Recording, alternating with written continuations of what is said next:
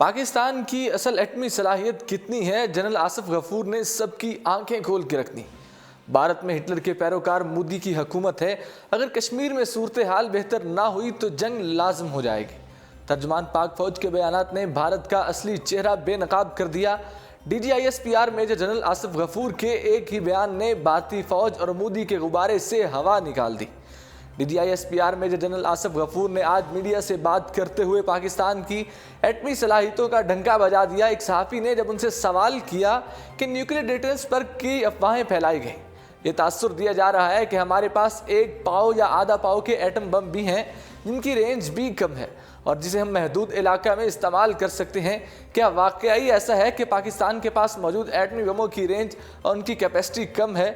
ہماری اس حوالے سے کیا پالیسی ہے اور اس ڈیٹرنس کو ہم کس لیول تک استعمال کر سکتے ہیں؟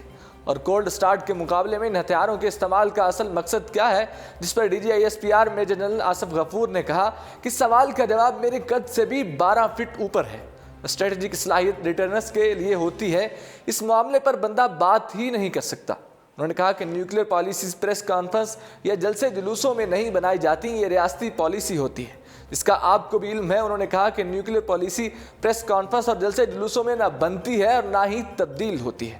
ذمہ دار ریاست اس معاملے پر بات بھی نہیں کرتی کیونکہ یہ سنجیدہ معاملہ ہے۔ جنگ میں ہتھیاروں اور فوج کی تعداد کو نہیں دیکھا جاتا، یہ صرف حب الوطنی اور جذبے کی بات ہوتی ہے۔ آپ کو مکمل اعتماد ہونا چاہیے، یہ عوام کے کرنے کی بات ہی نہیں ہے۔ عوام کو صرف اس بات کا یقین ہونا چاہیے کہ ہماری اتنی صلاحیت ہے اور اگر جنگ ہوئی تو تمام آپشنز کو غور کیا جائے گا، ان پر فیصلہ لے کر عمل کیا جائے گا۔ ہم پر جس ذمہ داری کا بوجھ ڈالا گیا ہے ہم اس سے سرخرو ہو کر نکلیں گے۔ DGISPR نے مزید کہا کہ مودی کہتا ہے کہ ثالثی قبول ہی نہیں، اگر کشمیر میں صورتحال بہتر نہ ہوئی تو جنگ لازم ہو جائے گی۔ پاکستانی فوج کسی بھی حالت میں جنگ کے لیے تیار ہے۔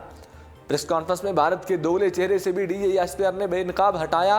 DGISPR میجر جنرل آصف غفور نے صحافیوں سے خطاب کرتے ہوئے کہا کہ میں آپ کو خطے کی صورتحال سے آگاہ کرتا چلوں کہ خطے میں عالمی طاقتوں کے مفادات ہیں، بھارت میں ہٹلر کے پیروکار مودی کی حکومت ہے۔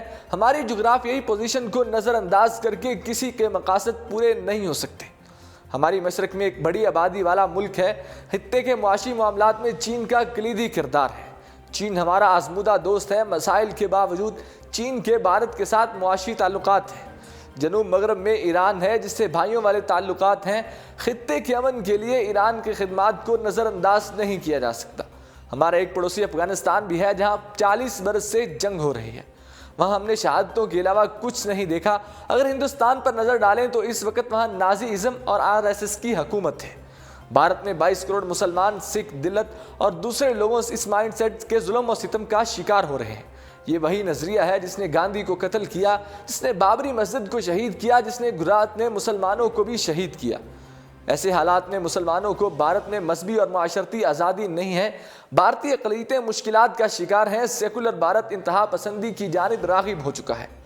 بھارتی سرکار نہرو کے نظریے سے بھی گم ہو چکی ہے۔ پاکستان نے بھی پچھلے 40 سال میں، خصوصی طور پر گزشتہ 20 سال میں، دہشت گردی کے نسور کا بہادری سے مقابلہ کیا ہے۔ اس دوران بھارت کی جانب سے ہماری مشرقی سرحد کی طرف لے جانے کی کوششیں بھی کی گئیں، لیکن اس کے باوجود اللہ کا شکر ہے کہ ہم واحد ملک ہیں اور افواج ہیں جنہوں نے ان تمام چیلنجز کا مقابلہ کیا۔ ہم نے ملک میں امن کی کوششیں کی اور اس کوشش میں بھی ہمیں کامیابی حاصل ہوئی۔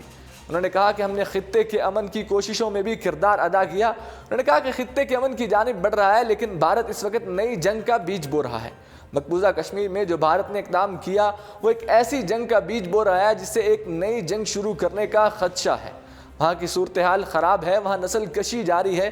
سفارتی سطح پر پاکستان کا معاملہ 50 سال بعد سلامتی کونسل میں کشمیر میں لے کے گیا، جو بڑی کامیابی ہے۔ جنرل آصف غفور نے کہا کہ بھارت 27 فروری کو یاد رکھے۔ میں بھارت کو یہ بتا دوں کہ جنگیں صرف ہتھیاروں سے نہیں لڑی جاتی، جنگیں حب الوطنی کے جذبے اور سپاہی کے جذبے سے بھی لڑی جاتی ہیں۔ اگر بھارت نے پھر ایسی کوئی حرکت کی تو ہمارے اسکواڈرن لیڈر حسن اور ونگ کمانڈر نعمان جیسے شہین تیار بیٹھے ہیں۔ اگر جنگ ہوئی تو تمام آپشنز پر غور کیا جائے گا اور ان پر فیصلہ لے کر عمل کیا جائے گا۔ ہم پر جس ذمہ داری کا بوجھ ڈالا گیا ہے ہم اس سے سرخرو ہو کر نکلیں گے۔ DGISPR نے مزید کہا کہ مودی کہتا ہے ثالثی قبول نہیں، اگر کشمیر میں صورتحال بہتر نہ ہوئی تو جنگ لازم ہو جائے گی۔ پاکستانی فوج کسی بھی حالت میں جنگ کے لیے تیار ہے۔ اسٹوڈیو سے فی الحال اتنا ہی، دیکھتے رہیے اردو پوائنٹ۔